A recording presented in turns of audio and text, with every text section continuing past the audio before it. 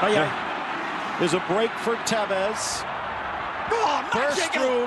Lucarelli gets around Felipe and sticks the dagger home. Argentina class in a beautiful Albi Celeste glass from the ex-Boca Juniors, man. So the theme of the day is, oh yeah, now let's do it. It's still the best online radio or band radio scope and the best show in the whole of the universe, Nielsen Total Sport. I have the whole gang with me today. Nobody's away. Nobody's running away today. And we'll be talking about, of course, the daylight rugby in Emirates Stadium, at the Emirates Stadium. I know some people don't agree with me. Let me introduce my co-host today. I'll start with Oracle Kachi. Happy New Year, sports fans. Thanks for joining us and sticking with us all through the last year. Get ready for another fantastic year. I'll be remiss not to mention the amazing feat by LeBron James, 36,000 points. Will he stay fit and active in time to beat the great Kareem? This and others we will discuss. Stay tuned. All right, perfect. And of course, I have Olayinka with me as well. Hi guys, Happy New Year from this side of the world. It's a pity that Novak might not play at the Australian Open coming up. It is what it is, as they always say. Sit back, relax, and enjoy the show. All right, perfect. I got Ola Wale with me as well. Happy New Year, sporting fans around the world. Thank you for being with us over the course of last year. We hope to give you a lot to enjoy this year. Welcome to the show. All right, perfect. I got Shay with me as well. Hello, sport fans around the world, and Happy New Year to you all. Thank you for joining us this new year, 2022. And it was a great festive period, despite the several COVID outbreaks in the English Premier League and the postponement of several matches. We are happy that we're still able to catch some of the matches over the break, and I'm sure Debo will be leading that during the show. All right, perfect. Thank you very much for that, Shay. You guys just made me feel so bad. Happy New Year, guys. I did not say that at the start of the show. So I'm going to jump on straight to the NBA, where we have a whole lot of actions. And like Kachi rightly said, the king doing the king, of course. But I will start with this one. Like, I'm going to come to you. The coach of Golden State Warriors came out in the course of the week to say Klay Thompson is going to be starting matches immediately he gets back from the injury. And I'm like, okay, 2 years off. Is that a welcome idea for someone that has been laid off for close to 2 years, if not more, to come and jump straight back into the starting lineup and maybe get more minutes than he should that could potentially damage or be a danger to his health? I want to start your opinion about that, Olayinka. Yeah, Debo. I strongly believe that it's a publicity stunt. I strongly believe so. I don't think it'd be fair for a player that hasn't been playing top flight basketball, who got injured and who is just returning. You know, it would be unfair to just trust him full time into the game. I wouldn't believe that. He's just trying to achieve two things. One, show that he very much believes and respects the potentials of Klay Thompson. So in a way, he's trying to work on his psyche that, look, you've got it. You can do it. Whether you've been away for 2 years or 2 decades, once you get back, you can do it. One. Then two, also, the second reason I believe why he said that is probably to create a form of sensationalism. Because the truth of the matter is the game has changed in the last 2 years. It's evolving every day. You know, there are different styles, different tactics coming up. Klay Thompson is rusty. Fine. He might have been training with the team. But I don't see him just playing all the number of minutes per game. So I think that by time Klay Thompson starts playing, we will now see the true picture of things. I don't think Steve Kerr is too experienced to make that schoolboy error. he will not make it. He's just trying to accomplish so many things in just a statement. So I believe that Klay Thompson is going to be gradually reintegrated into the tournament stage. All right, perfect. Thank you very much for that, Malaika. Olale, I'm going to come to you. So last night, Klay Thompson hits 3-pointers 24 times in a row, just to show you that it's still who he is, right? And do you think easing him back is the right decision right now and not starting up games? Which I totally disagree with anyways. I'm the foot supporter of Olanika, but I want to know what your opinion is. Yeah, I think that we need to get something right here. There are two different things between starting and the number of minutes he's going to get. I think what Steve Kerr is trying to do about starting him is this. He's trying to look into the future, trying to look into the playoffs. When we get to the playoff, what do we want Klay Thompson to be? We want Klay Thompson to be a regular starter. We want to see Klay Thompson with our starting lineup, with Steph Curry, Andrew Wiggins, Draymond Green, and whoever plays at the center. So starting him doesn't necessarily mean Klay Thompson will be playing 36 minutes, 40 minutes. It's just probably to get the feel with the potential starting lineup or the closing lineup. What I foresee majorly for him is early in the first quarter, he gets probably like 7 minutes. Then I think his minutes is going to reduce second, third quarter. Then probably towards the end of the game in the fourth quarter, you might see his minutes going up. So I think two things: getting used with the starting lineup, then what should be our best closing lineup. That is what. So I think, yes, it might be in the starting lineup, but I don't expect him to have so many big minutes like that. All right, perfect. Kachi, and do you agree with Olanika, or do you agree with Olale on this one? And if Olale's assertion is wrong and the coach intends to use him for more than 20 minutes a game, do you think it's going to be fair on the health of Klay Thompson, especially? Thanks, Debo.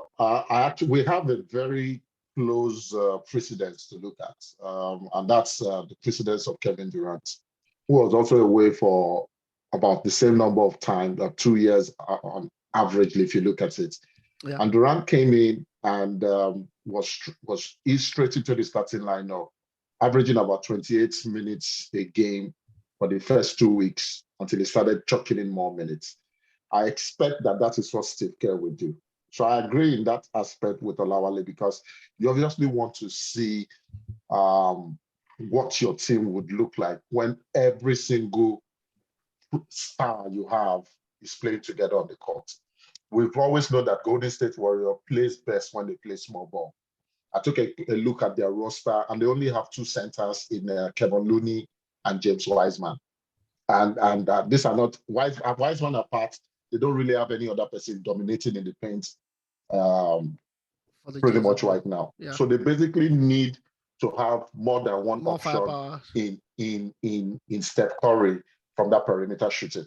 So it's important. And for these players, especially for the game of basketball, rhythm is very, very critical. And sometimes, not all the time, sometimes the games are lost in that first quarter. You know, it seemed, and I will use the Lakers, their last game against Portland. The Lakers never trailed from the first five seconds of that game. They did not trail because they took hold of the first quarter and ultimately the first half. And I think that's what Steve Kerr wants. They were playing against it. No, the Portland is struggling. We'll get to that later. But I'm basically saying most times, and especially when it comes to the playoff and you want to defend home court, you need to see how Klay can get his rhythm back. And Klay is probably the best catch and shoot three-pointer out there. He hardly dribbles the ball, but he does that because he has a fantastic point guard. So I agree with Olawale in that aspect, that it's to develop rhythm, to see what the lineup will potentially look like. But when they win the championship, when we discussed it during the production, I told you, if it's up to me, I'm using him. In fact, I'm giving him. I mean, this man has been relaxing. I checked his salary. He's on 20. I think he's on $37.9 million. Don't be a party pooper. I'm not a party pooper. I'm only saying, Oga, you have collected salary for 2 years without working. No vacation for you. He's supposed to come in. Now is the time for you to repay. You repay the faith. So, but yeah, it will start, but it will obviously be on a guarded minute basis. Hold on, Ali. Just before you leave, what? $84 million in 2 years after getting injured. Can you imagine? Okay. Klay Thompson has earned $84 million after getting injured. Okay, that's good. He deserves it. He won them so many so many rings. But I just want to add something. Just to not to really counter your point, but just to put a different perspective for what Olawale and Kachi said. What if we have a situation of Leonard Kawhi that not fit, not good enough in terms of health, and he came back pretty much too early, and he's back on the treatment table pretty much right now. What if you have a situation like that? I think this is the situation. Steve Kerr is a very experienced coach. I expect him to manage him properly. They will monitor him. No, they will monitor him too to see his progress on the court, and see if there's any need for them to adjust his minutes or reduce his role. Of course, they will do that. I'm not sure they will put too much of pressure. Honestly, Olale, I'm just worried because I know sometime last year or a couple of sometime last year. I'm not so good with years, anyways. They tried to rush Klay Thompson back. They tried to. I didn't think they rushed him back. Have you noticed? Have you noticed that their defense this year has been super, and it's because of the fact that everybody has been putting in their shift. Everybody has been putting a lot of running around, a lot of strategic positioning. If you push Klay Thompson to the limit too early in order to maintain that solid defensive structure, it might kaput and just go back. Anyways, you know how much I love Klay Thompson, so I'm just all out for his good health. I don't care about the money. I probably will not be able to hit 1/10 of what Klay Thompson have made and in the last 2 years in my lifetime. so I'm not. I don't really care about how much he is. $84 million. That's a whooping money, man. And that is $6 million more than what he earned when he was an active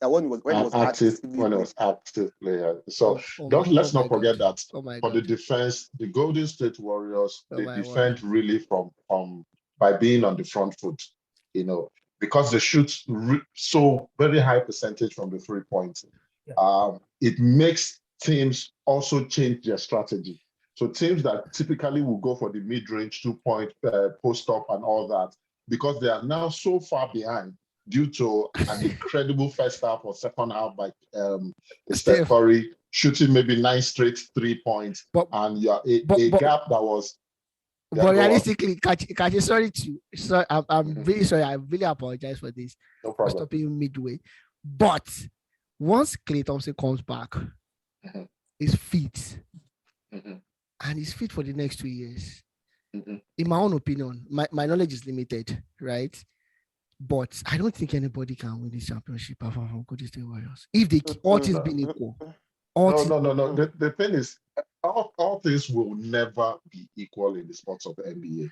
You always have to look at it. I mean, the Toronto Raptors will not have a championship if all things were equal. I'm just saying. No, but even if all things were almost so equal, it took the big toe of Kevin Durant to prevent the Brooklyn Durant exactly from winning the championship last year. They could have won all. But that and again, Kachi, Kachi, another thing is this. All these things we're discussing, all it takes is just one trade to distort the entire league. Yeah, that is just one trade. The whole landscape will change. So sometimes we don't need to get too much ahead of ourselves in this thing. Let us just focus on whatever we have at hand now. Just one trade Olale, don't be a The party pooper. conversation with Some teams are a Ben asking. Simmons away. Some teams are just a Ben Simmons away from being the juggernaut they should be. Yeah, that's true. Or Damian Lillard away from being exactly a contender. Of So course, those guys, Olawale is right. those guys would not have a choice but to move in the nearest future, anyways. Especially your brother Ben Simmons, and of course, we spent so much time on Klay Thompson. He's worth it, anyways. That's the guy is one of the top 100 of all time. So you can't knock Klay also. Of course, Olale, I'm gonna come to you now. They marked the DeRozan. You know, it looked a couple of years ago like the last guy that you want to see, you know. But right now, everything has changed. It's doing it and doing it big for the Bulls right now. Two straight 3-pointers to win the game for the Bulls the last 2 games. How would you rate his progress, or should I say the comeback from being ordinary to not to extraordinary to above average? DeMar DeRozan has always been an all-star in the NBA. I think we are always a prisoner of the moment. We tend to forget things easily. This is a man that I think is the all-time leading scorer for the Toronto Raptors. Right before he was traded to to the San Antonio Spurs. I think it was like 5 times All-Stars. So DeMar DeRozan, for the fact that they couldn't get beyond LeBron James, a peak LeBron James, both in Miami and Cleveland, doesn't really make him a small player. And I think going to the San Antonio Spurs was not really what he wanted. For me, I think the bigger news is the fact that when during the offseason, the Lakers, they had the chance to sign him, but the heat of the Sacramento Kings, but rather they went for the elephant in the room, Russell Westbrook. That's another Come on, story. man. That's a low blow. You could have imagined how the impact of DeMar DeRozan in that Lakers team right now. So, but going to Chicago at the beginning of the season, most NBA analysts said it's not going to fit well with Zach LaVine. It's not going to that both of them look similar. They couldn't play together. But they've done the coach there, their coach, the former Wizard, I think is a former OKC coach. He has done a very good, great job with the team. I think the addition of Lonzo Ball has actually made it very easy for DeMar DeRozan and Zach LaVine to play together. So I'm very happy for him. What he did in the last 2 games, you know, against Pacers, they were 2 points behind when he took that last shot, and they won the game. The same thing applied against the Washington Wizards. And in NBA history, no player has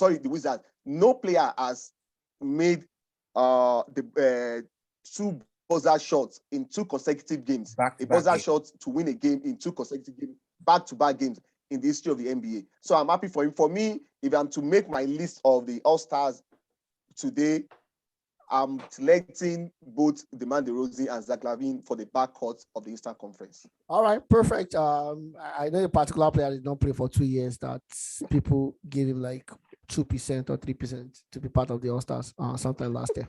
I'm not going to mention the name of the guy, but we're talking about the guy since we started the show. Kashi, I'm going to come to you now. So KD said the Brooklyn Nets does not deserve to win against the Clippers because they were terrible, right? How much will you agree with KD right now?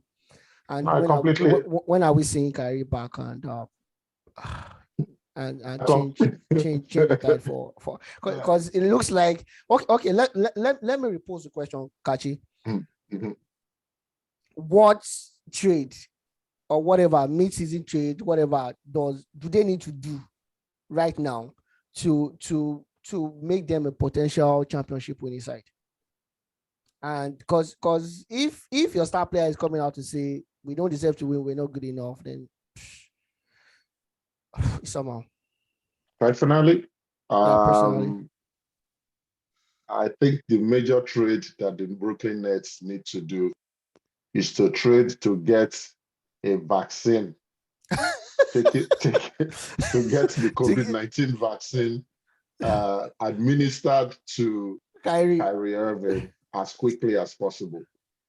The way the team is currently constructed, they have a big three that will compete even with a very healthy Golden State Warriors. Of course.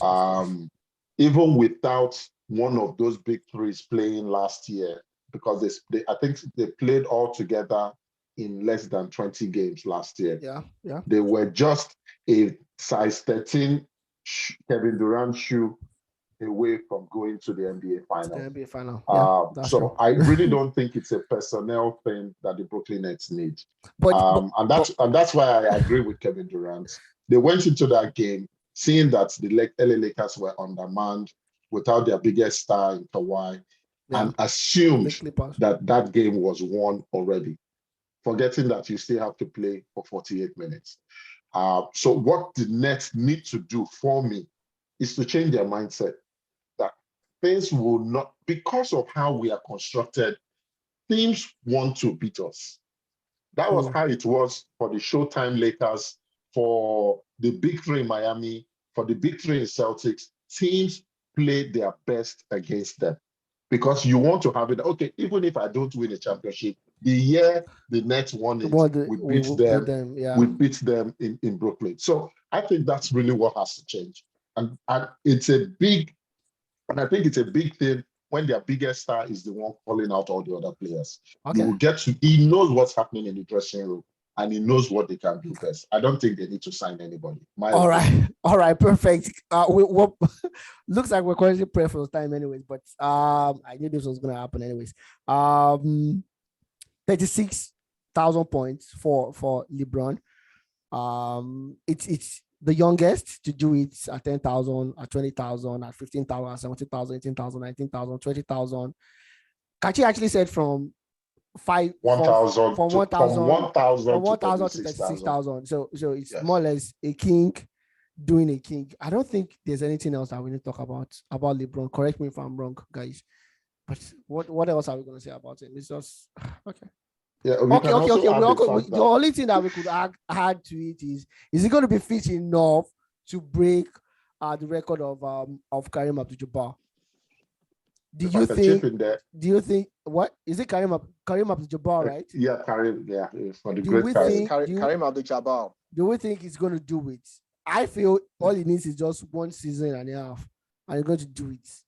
And do you think he has that in his legs? Yeah, I think it does. I think even though he will not admit it, I think that's one of the things he's playing for. The second thing he's playing for is hopefully he gets to play with his son, Bronny, if not on the same team, but at least father and son in the league at the same time. It's possible, but it will mean LeBron not missing any game. It will also mean that he has to maintain his career average of 27, 28 points to achieve. Hey, come on, LeBron has missed. The season is less than halfway in, and he has missed close to 20 games already. So Father Time has called. Father Time it's no longer Father Time is calling. Father Time is here. He's sitting with him on the bench. It's how he discusses with Father Time and how he can load manage. He was able to get 46 points. Okay, he was able to get 40, I think 43 or 46 points in 29 minutes. So if he can maintain that load of playing only 29 minutes in the regular season, it's doable. I think it would do it just like Ronaldo. It's just one major groin injury away. Seven goals against Almeria and the other poor teams in La Liga. With the but on a more serious note, I think that's what he's playing for, in my opinion. Okay. Olayinka, do you think he has the legs? Quickly. LeBron is a great player. I call him the 4-4-4 man. He has 4 NBA titles, 4 NBA MVPs, and 4 Finals MVPs. If anybody is going to do it, I think it's LeBron. He has the mindset. He has the physique. He has the mentality. and I think he's going to do it. He's playing very well. He's carrying a lot of responsibilities on his shoulders, and it will be so sad if he doesn't do it. But my mind is telling me, saying that he's going to get it. All right, Olale, you have a difference of opinion. I'll make him one of the greatest ever. No, what I just did some quick mathematics now. Yeah. The point with the points, presently LeBron is 2,306 points behind Kareem Abdul-Jabbar. So if he averages 25 points a game, which I think it's very reasonable, that means he's going to need 92 games to achieve that. This season, if he doesn't miss any other game this season, this season he still has like over 40 games this season. Oh wow! Yes. So this season and next season. And next season, it averaging 25, which means it looks very, very realistic. Yeah, I'm even saying next season. I'm not even counting this season. I'm saying next season and half afterwards. It should be able to do so. Yeah, that's so. Worst case scenario. So for the first time in history, everybody's agreeing on that, right? For the first time in history. Because the team is nothing to talk about. That's why we're talking about. Okay. Not like the daylight robbery in Emirates. Sheyi, I'm going to come to you now, Sheyi.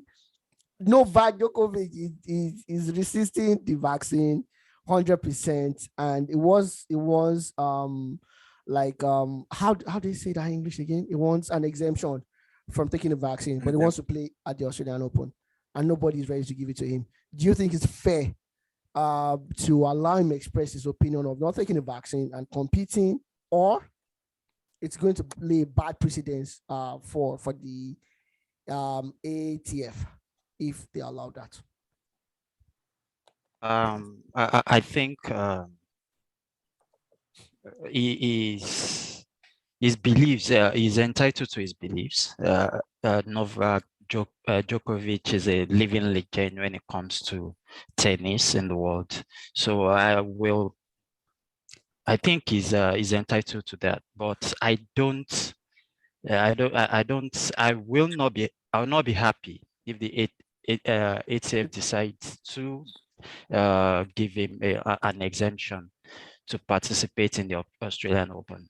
I've seen what we've all seen what the pandemic has done to the whole sporting world generally, not only tennis. We've seen what has happened in football, also in basketball, all over the world. And we've seen so many people clamoring for people to take the vaccine so that they can protect other people, including their family. And if there's a particular athlete, I don't think one person is bigger than the other. The sport is there for the entertainment of the fans, not actually for the athletes. So I believe if the ATF decides not to give him an exemption, I'll actually give them a thumbs up for that. Yes. Okay, that means loss of revenue for them as well, because when you don't have Djokovic, I think they need to take a stance for the big players to actually understand what they are preaching. If Novak is going to be the scapegoat, I think that is fine. Okay, and more importantly, if he doesn't go to the Australian Open, he's likely to lose his number one position, which will be reduced revenue for him as well. Come on, these guys don't stop talking about reduced revenue. These guys make too much money. These guys are millionaires. We're not talking about salary as well. Someone that did not play basketball for 2 years earned 84 million. Even if I come to this world 10 times, I don't think I can earn $84 million. Honestly, $84 million. Man. Okay. Sheyi, I want to stay with you still. Ortiz versus Martins in their weight division in the boxing world. Ortiz, the name sounds scary, and he came out knocking the guy down twice as well. Give us the full gist of that. Okay, you said Luis Ortiz sounds scary. Yeah. I think his nickname actually sounds more scary because his nickname is King Kong. They call him Luis Ortiz the King Kong. Wow. Luis Ortiz actually was one of the fighters that exposed Deontay Wilder. There was Deontay Wilder, Luis Ortiz 1 and 2. of which it was actually a one punch that took Luis Ortiz out of that bout. He was winning both bouts before those knockouts. And I give him that respect, and also to put into consideration that Luis Ortiz is 42 years and still doing it in the heavyweight division. Much respect to Luis Ortiz. Charles Martin, on the other hand, has always been here and there in the heavyweight division. I think his highlights is the IBF title he won in 2016, and he won it for like 6 or 7 months thereabouts. When 5 days. Anthony, it's 5 days. Thank you very much. Before Anthony Joshua actually took the belt from him. So he has not really fought really top opponents like that. And I was not surprised that he was knocked out by Luis Ortiz. But it is also important to say he was actually leading in the fight. He had 2 knockdowns against Luis Ortiz in the first round and the 4th round.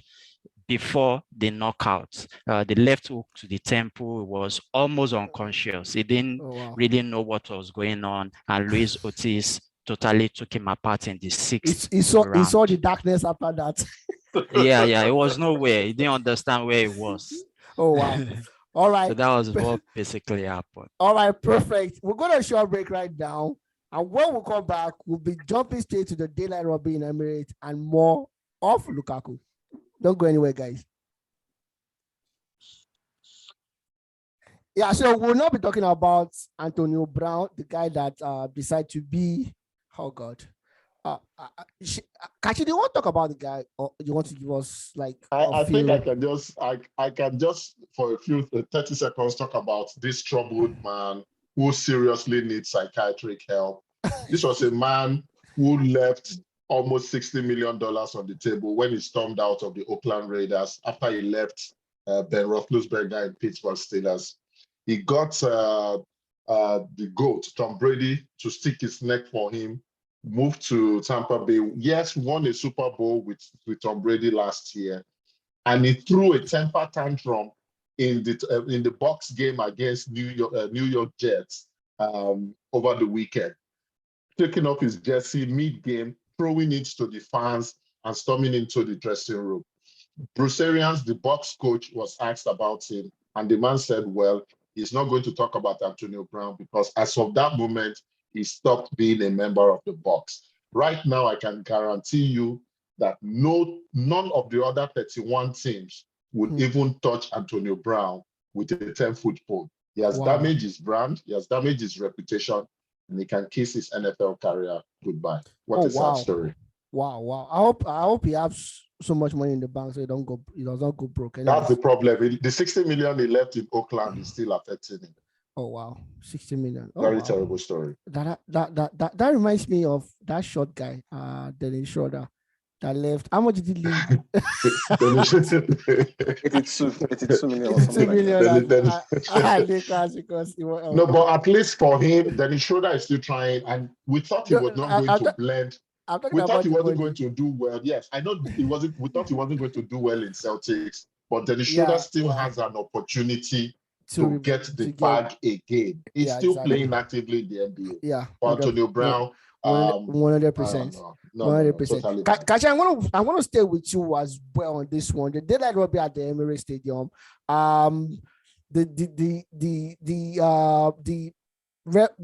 The penalty that was that. Oh God, I can't. I'm stuttering. Kachi is they call him an oracle for a reason. It's scaring me, guys. If you are listening, Kachi is scaring me. That's why I cannot talk. Ladies and gentlemen, Kachi, I'm going to reface myself, and this time I'm not going to be scared. Okay. That was a brazen penalty for Arsenal in the first half. Could have made the game potentially 2-0. The VAR was not checked for reasons best known to whoever officiated. And this same referee did something a couple of years ago in the EPL. It was demoted and it was in lower leagues for 4 years. And they decided to bring this guy back to the EPL and officiate maybe not a grade A match because it's Arsenal versus Man City. everybody would have expected Man City to win convincingly, right? Mhm. But they brought this guy back to a potentially top 6 match, and he did this. In no word is that penalty for Bernardo Silva a penalty. In no word is it. For me, of course. I want to sample your opinion. For me, this Arsenal team is young. Things like that will change the complexion of the game for them. You expect them to make mistakes. These are 23, 24-year-old boys. They are not their kids, so to speak.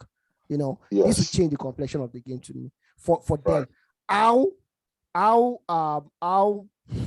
disdain, what kind of disdain look should we give to the referee? That's number one. Was he perfect the day? Was it terrible? Was it horrible? You know, and going forward, don't worry. The next question will be for Lali. And I know we've argued about this severally. You did say it clearly that certain decisions will go against youngsters that would demoralize them. And I think that is primarily what cost Arsenal at least a point in the game.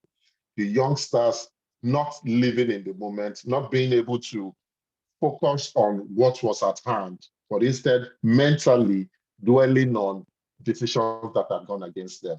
I told you that Arsenal lost that match purely based on rookie mistake. And I wasn't talking of just mistakes on the field of play, but rookie mental mistakes. Gabriel, a penalty had been given. Focus and let's move on. Let's secure the match. The match wasn't lost when the penalty was given. There was still several minutes, a lot of minutes to play. Instead, his immaturity came to fore, and he got a yellow card, and ultimately was sent off in the 59th minute. Beyond the referee's abysmal behavior, and I don't want to only take the referee, because the referees in the EPL this season have not painted themselves in good light. But this one have a bad precedence too. Because you are a fan. Let's call a spade a spade. Referees generally this season in EPL. And that's why I said, remember my conspiracy theory, that let's bundle all the EPL referees and send them to Germany and bring the German referees to come and referee in England. Maybe that would be a solution. However, coming back to the game, Arsenal and the youngsters should still feel proud of themselves in spite of the results. They were playing against the potential champions elect, who at that point were about 6 or 7 points ahead of the nearest competition. At almost full strength, they had the heavy hitters on the pitch. With an average age of 23, 24, Arsenal youngsters stood no chance. Secondly, Arsenal also had the opportunity to take the game when Martinelli lost a gilt-edged chance, which you happen to tell me that he was impeded by the referee. I didn't see it that way. But overall, I think it can be a moral victory, and that's how I expect Arteta to sell it to the youngsters, as against telling them, oh, we were wrong. They should say, for 90 minutes, we stood toe-to-toe with the champions elect, even with little to no experience, and we gave a good account of them. Yeah, that defeated them like 5-0 at the start of the season or thereabouts. Exactly. Olali, I'm gonna call to you now, Olali. Sometimes, in situations like this, what you need is team leadership. For all my criticism of a player, a sub-talented player like Roy Keane, I know for a fact he is a superb leader. And when you have situations like this, and the only two leaders that you can look up to in the team is a docile, I'm sorry to use that word, a docile Lacazette, and the most erratic footballer that I know after Balotelli, Granit Xhaka, are the two leaders that you have to look forward to. At this point, what kind of leadership do you expect Arsenal to be? They are doing a fantastic job, no doubt about it. I don't expect Arsenal to finish in the top 4 this season, but there's a progress from what we saw last season and 2 seasons ago. But this team lacks leadership. They lack leaders in the team. What kind of step do you think they should take to get in leaders into the team as soon as possible as well? Olali, I'm talking to you. Well, yeah, that's a bit presently, like you said, it was obvious that they lost the game due to some inexperience, even though that doesn't still probably, what do you call it? That doesn't give the referee the pass. It was a terrible officiating. But at times, you have such things that happens in football. You need to keep your calm. You need, like you said, you need leaders to take charge during that time. Because if that record was actually an avoidable record, immediately the penalty was awarded, a leader will have calmed down everybody that nobody should react again. Because when he got the yellow card, it was after the penalty was already scored. So there was nothing again. Why are you arguing with the referee? So in that sense, but bringing a leader, I don't know what kind of leader they can bring. I think, like Kachi said, this could be what Teta could use as a reference to everybody, not only Granit Xhaka or even Lacazette. He has to make it like let them probably rewatch the video of the old game and analyze to them each and every player what they did wrong. Everybody should take responsibility, even if your captain is not talking. As long as it's your teammates you are controlling, there is no offense to that. It is when you are talking to the referee that you are not a captain. That is where it's a problem. They want only the captain to talk to the referee.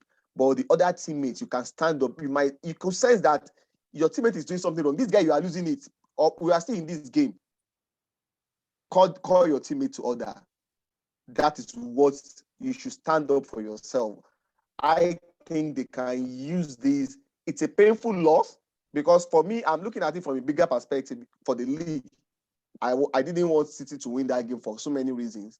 I wanted that league because knowing that Chelsea and Liverpool might likely cancel themselves out, which eventually happened. I didn't want City to extend that lead to something that will now look like the league is over. And Arsenal gave the good account of themselves. They should have made it 2-0 in the first half, even that. But so from the leadership point of view, it might not necessarily be about bringing a player in. It's about them learning from what they did wrong. It shouldn't be about the senior players alone. It should be about everybody. Okay, Olale, sadly I don't agree with you anyways, because I can imagine what everyone on this table was like when they were 23, 24 years old. It's always a different ball game. It's always a different ball game. And if I can take you back to 2000, I think Portugal versus France, when they awarded that penalty for France, right? Zidane ultimately took that penalty. But throughout, Zidane was not involving in all the trash talking. And we know how that played out. So sometimes, if you have someone like Arteta in his playing days, just someone like Arteta in that team, or Pam Mertesacker, or Serge Fabregas in that team, as a whole G, 31, 32, that have seen so many things, it could actually change some things. Right now, what I'm trying to say is I'm challenging the policy of just all young players. Sometimes it's needed to be in that team. Of course, and that is why they are going to learn from me. I hope they do. 23-year-old boys, maybe not. I hope they do anyways. And of course, Shay, I'm going to come to you now. Lukaku was bought for 98 million pounds. I can't quote it correctly in my head right now. Brought back to Chelsea at the base of Abramovich himself. He signed off on it. He wanted him. He could have gone for another striker. He has the money to spend, but he wanted Lukaku back. Lukaku came back, a couple of games. He was playing very well, pretty well, scoring the goals. We discussed it before. I'm pretty sure Olale and everybody on this table can actually attest to that the kind of supplies Lukaku is getting, the kind of formation does not fit in. Now that brings us back to two questions. The team is a dysfunctional team. To create a balance, you needed this formation that the coach is playing. And to make Lukaku work, you have to change away from that formation. Of course, if I'm too cool as well, I will stick to what works for me over a 98 million signing. Because ultimately, if the results go bad, I'm going to be sacked, right? Lukaku went out, did an interview. He wants to go back to Inter Milan. Inter Milan was his best life, blah, blah, blah, blah, blah. In the middle of the season, to trash talk this team that is going through a torrid time, so to speak. Do you think Lukaku is in any way, form, or fashion right with this interview? Yeah, thank you, Debo. I think that question is actually a no-brainer. Lukaku is a professional, and I think being a professional, it's supposed to be on and off the pitch. You're not supposed to grant that kind of interview and say such things, especially against a coach that you are still playing under. Players take the liberty to say one or two things about a coach that left their team or a coach that they just left his team, not a coach you are still playing under. And come to think about it, Lukaku is new to this team. He has not played up to 6 months. I believe he's the last person that's supposed to come out to criticize his coach, no matter what is going on. Right now, I'm not supporting Tuchel because I still believe that a team that has so many defenders scoring and picking 3 points is a very, very delicate team. Exactly. And I want to believe that whatever Lukaku is trying to say is right in the football sense. Because for me, I think you're supposed to play your team in a way to make your strikers benefit from chances. Your strikers are supposed to be the guys that win you games. Exactly. Focal point, guys that win your game. Then the days that things are very hard, defenders, midfielders chip in, and that is how you have a title winning team. That is the way I understand football. So in that aspect, I think Lukaku is actually frustrated. He's right to be frustrated. Every striker wants to hit 15 to 20 goals a season, especially playing for the top teams. Mm-hmm. So I understand his frustration, but as a professional, it is very wrong to go to the press, to grant an interview and criticize your present coach. Okay. I think that's totally wrong, and whatever happens from it, I won't really blame Tuchel. All right, perfect. Olayinka, staying on this, Lukaku actually granted this interview 3 weeks ago, so that means Lukaku was not even playing as of that time when he granted the interview, which makes it worse because he was down with COVID as of then. Before then, he had injury. Before the injury, he was playing well. He scored a couple of goals. Came back against Aston Villa, provided an assist, and scored a goal as well to win them that match against Aston Villa. They just struggled. Do you think this boiled down to just simple frustration? This is my own idea, and I stand to be corrected. I feel when it was brought back to Chelsea, there was maybe a gentleman agreement that this is the way we are going to play you. And it turns out that they are not playing him that well, that way. That was actually the intention. So he's feeling let down by the promises that was made to him. I stand to be correct, but I want to sample your opinion on that. Olayinka. Well, when you buy a player for £97.5 million, his own expectation and the expectation of everybody, including probably the board of directors, or Babalo himself, is that we'll be playing week in, week out. But, I'm not, I feel Lukaku's pain. He was doing very well at Inter. I mean, if he had stayed there, probably would have ended up as a legend. No, they will have sold him. Inter is broke. He's going to go that way. That's history. Now, right now, when you look at what he's going through, is allowing his frustration to get the better of him. Thomas Tuchel, when you look at him historically, when he was at Dortmund, he used to play a lot of attacking football. But when he got to PSG, right, he came up with his 3-4-3 formation or 3-4-2-1, which is what he has implemented in Chelsea. Now, what does that mean? He plays with 3 defenders, 2 wing backs, 2 pivots in the middle, then 3 attackers with 1 main attacker, in quotes. Now, that main attacker it doesn't mean that you have to be a standard attacker that will just stand there and wait for the ball. You don't have to be, you won't be a Rashidi Yakini, if I may use that name. Uh-huh. It's a striker that interchanges with the 2 playing behind him. Unfortunately, I've studied Lukaku over the years, and I don't think that tactics really suits his style of play. He's your typical old-fashioned defender, old-fashioned attacker. Put him in front, give him the ball, he holds up play and allows the other, he frees movement for the other players, gives to them, they shoot, or he moves with the ball. So right now, I think it's a clash. It's a clash with the tactical setup of Thomas Tuchel. And you cannot blame Thomas Tuchel for not trying to jettison his set formation because of one player who you know is not a CR7 or a Messi or a Lewandowski for that matter. So as such, what's his name? Lukaku, he definitely did the wrong thing by expressing his frustration publicly. All they had to do was just wait, beat his time. And like you said, he just came back from injury. Even in that last match that he played that he scored, he wasn't looking too fit by my own reckoning. Wasn't looking too fit. I agree with you. All he needed to do was just calm down, reintegrate himself into the team. Right now, he's in limbo. And guess what? He cannot go back to Inter because Dzeko is delivering the goods there. Nobody Inter fans don't want him. Inter cannot afford it. They don't even want him. They don't want him. Olale, that leads me to my next question. So this looks more like the board signing than the coach signing. And this is what we'll have at the end of the day. Well, I don't really think that's what it looks like. Because if reverse was the case and you were the coach, you wanted the player. That is my perspective. So you understand where I'm coming from. You want a player. You in your head, you know how you want to use that player. You understand the strength of that player.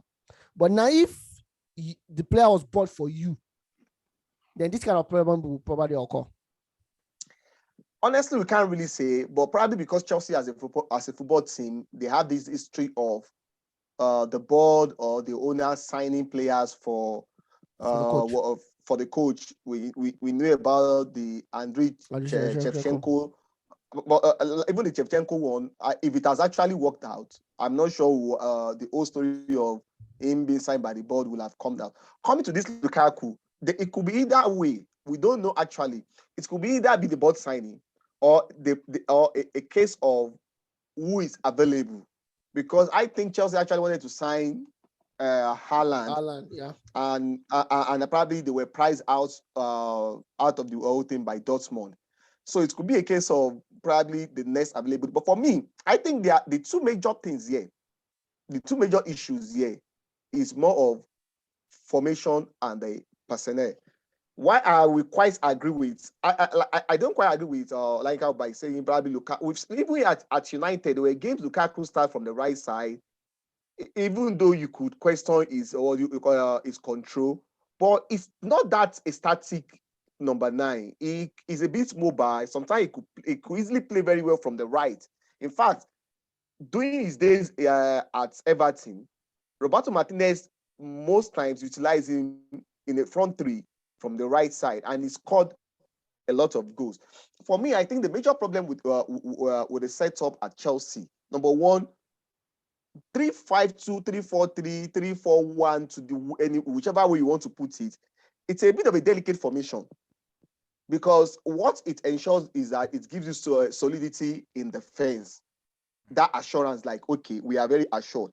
But what makes a 3-5-2 work very well is a very good number 10. A very smart number 10, intelligent, who can carry the ball, who can create. And that is what we don't really have in the present day football now. You don't have that kind of number 10. The kind of number 10 you have now are those people who want to play between the lines. They want to play very close to the box, who can just make those final passes. Not the Zidane or the Okochas who could run around, the Rui Costa of this world.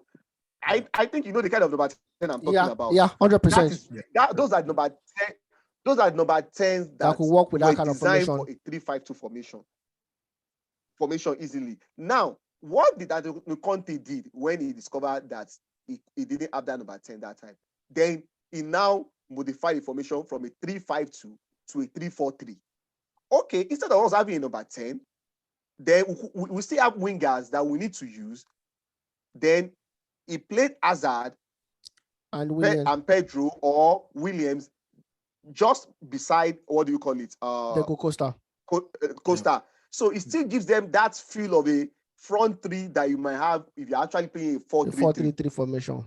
So you still have that front three like that too, who doesn't really have much of defensive responsibility, who can still go all blazing in the attack. That was what he did, and that was why it really worked for him. But if you look at Chelsea, one of the front three is Mason Mount, who is not really a winger. Mason Mount is is a very good player, a decent player, but he's modeling his game towards a Frank Lampard. More of somebody who wants to arrive at the edge of the box. As eat those loose balls. Not that kind of guy that wants to look out for your number 9. Exactly. Yeah, 100%. So if you watch most of their game at the beginning of the season, even the last game they played, there were times where you expect Mason Mount to not Mason Mount, I think Pulisic, either to cross or to make a pass. Play. Yeah. You rather want to take a shot, and you could see Lukaku's frustration.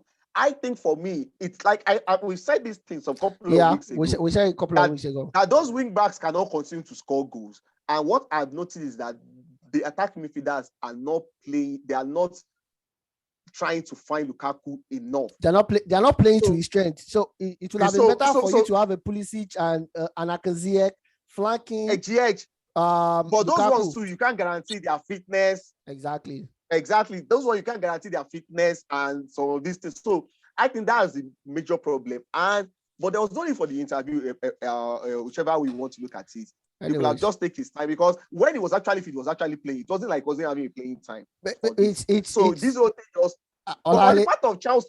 Yeah, like I said, I think their decision too has made things worse now. Yeah, Olale, I think it's more or less like Lukaku wants to show that I'm not a failure. I failed in Manchester United. I'm back here with the big money. Yeah, like you said. So if I don't go to use me right, I have to talk now. Never. But like you said, I think Lukaku by now was expecting himself to be like, I have scored 12, 15 goals, and the United guys are suffering, and you are seeing what you are missing. But now United, even though they are not doing well, they don't really feel like they are missing anything. Exactly. I think it's more of a psychological thing too. Playing well for Lukaku. It feels like by now it should be proving a point to those guys that jettisoned in the north side of England. Yeah. Where it rains a lot. Kashi, I'm going to come to you now, just before we go to the next thing, which is another deadline robbery on Nigeria this time around. But I'm going to come to you. Who do you think is going to outlast themselves, Lukaku or Titi at Chelsea? Because we've seen this kind of story over and over again. And it looks the coach always suffer for it in the long run. And ultimately, the coach will always suffer for it. The coach gets all the credit. The coach gets all the blame. I know that Ibrahimovic has fashioned himself around Florentino Perez and how hands-on Perez is in the hiring or in the signing of players, and then saying, "Okay, I've gotten you a Galactico. You coach, make it work." Ultimately, the results will determine who gets to go. Right now, the results are not looking too great. Chelsea have dropped points against teams they should be beating. The only thing that points towards a potential dismissal for Thomas Tuchel. The only thing that may salvage Tuchel's appointment until the end of the season at least is when they go in January to the World Club tournament and maybe come back with that trophy, because I don't think Ibrahimovic has that trophy yet.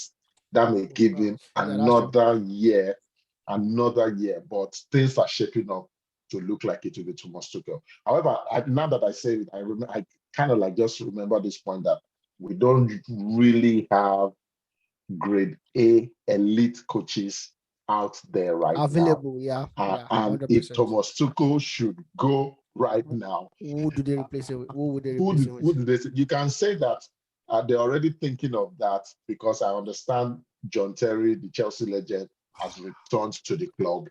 He is back in Chelsea. Yeah. Abramovich takes knee-jerk reactions. Whether it works or not, he does not care. I mean, let's not forget, he's the same man that brought Abraham Grant to coach a Chelsea team.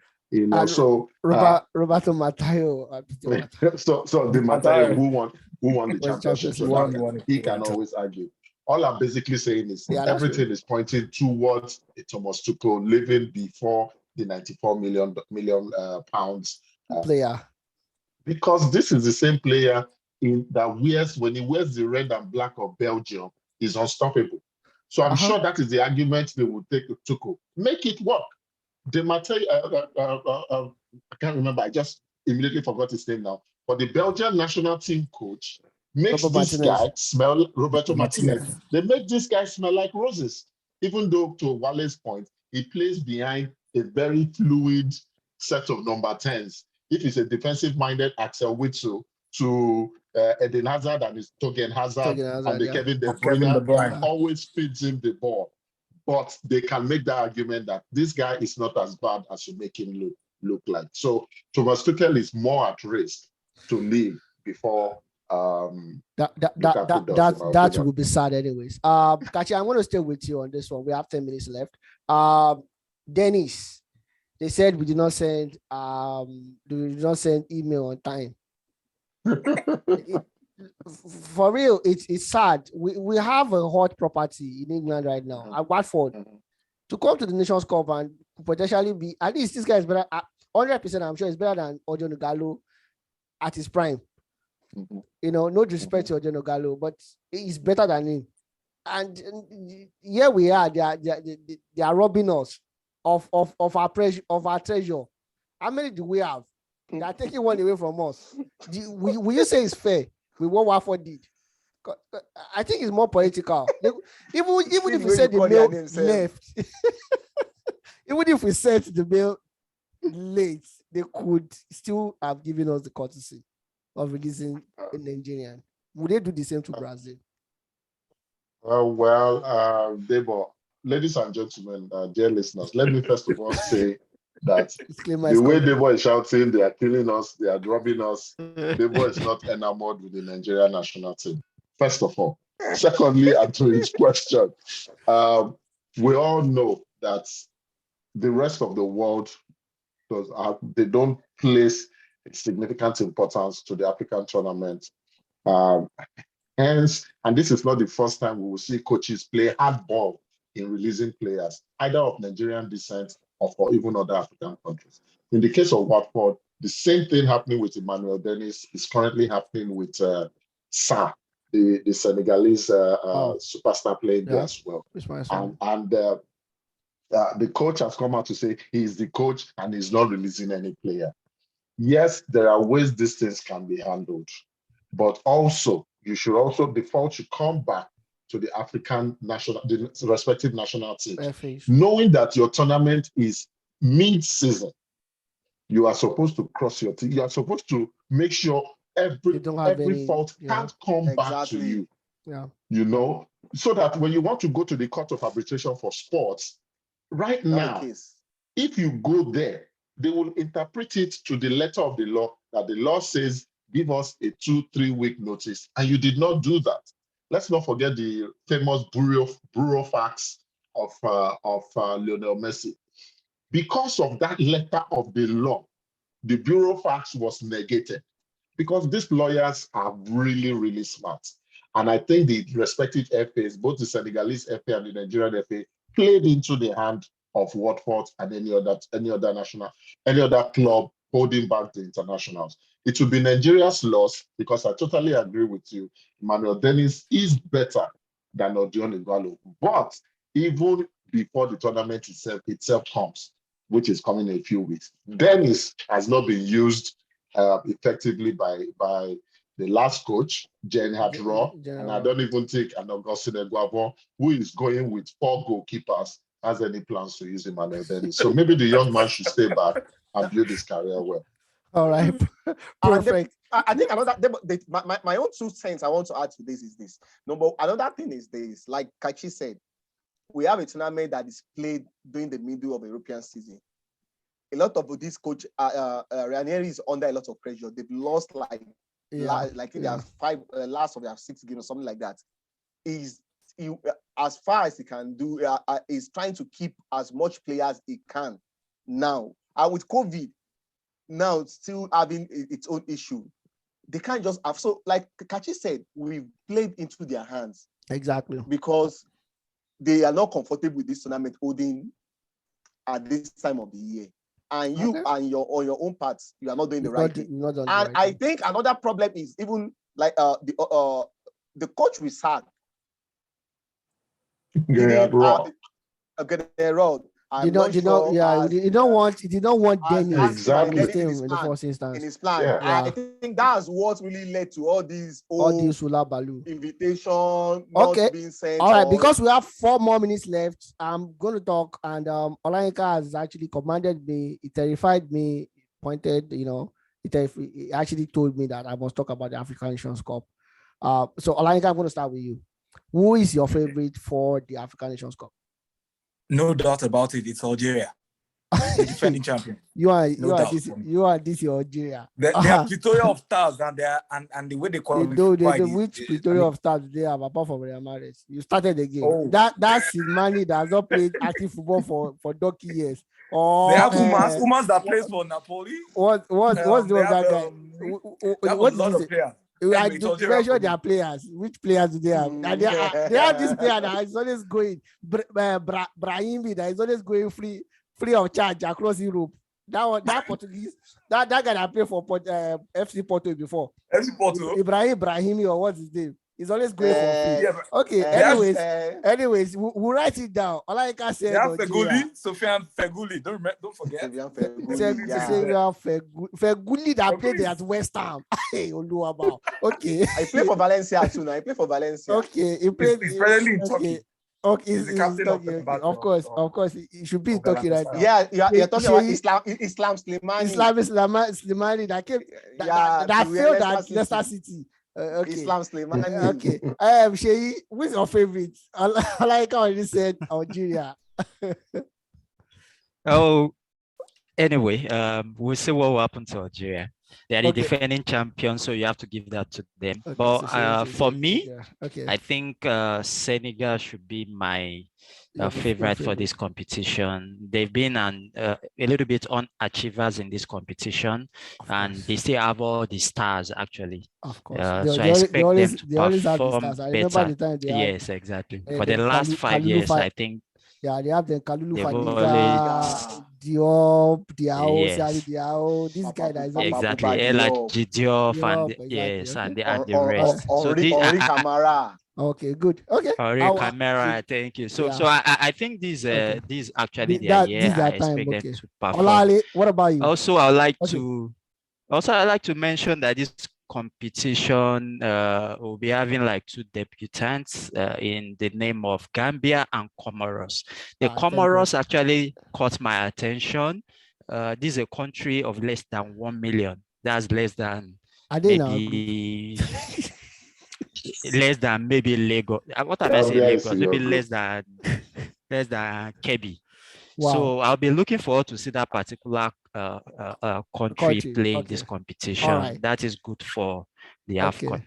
Olale, your favorite. We have 1 minute 58 seconds. I don't know. Favorites in this competition. There are too many favorites. That's just the issue because you have like 6 teams who probably are as far. Just considering the fact that it's a bit difficult for defending champion outside Cameroon in the 2000 and 2002, then that Egypt run of 2006, 8, and 10, you hardly see the defending champion repeating the following competition. As good as the Algerian team is, that's why I might not pick them. I'm a bit tempted to go for Senegal, but I think I'll just watch out for Senegal and Egypt. Okay. Because in Nigeria we always disappoint. I'm not sure that I'm not sure we are good enough. All right, Kachi, who is your favorite? Me, unfortunately, the African tournament always follows the region where the tournament is hosted. Say for a few exceptions where Egypt won in West Africa or won in South Africa. Now that it's being hosted in Central/West Africa, I expect a West African team. And there's no better West African team than Senegal. Aliou Cisse, their coach, says he's been waiting for 5 years to win this. I think they are best placed to win it. They have the best set of players. And if Nigeria wins it, I will celebrate, but I don't expect them to. Senegal for me. Okay, all right, perfect. Since you guys have chosen, I'm not going to choose.